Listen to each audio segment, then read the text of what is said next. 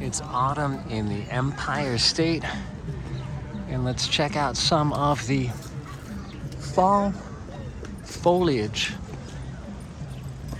for November 12th. And this is one of my favorite spots in the park. It's quite quiet, very romantic, and right along the water.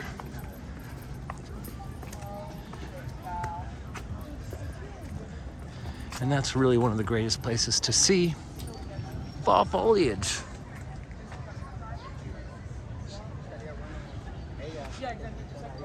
As you can see, the reflection of the colors is just striking.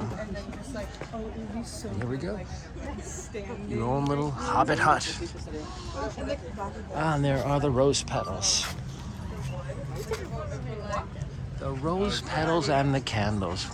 Many a time I've stopped this location and have seen a ritual of rose petals shaped like a heart surrounded by candles. Guess that's just part of the reason why I love New York. Till next time, from New York Loves Fall.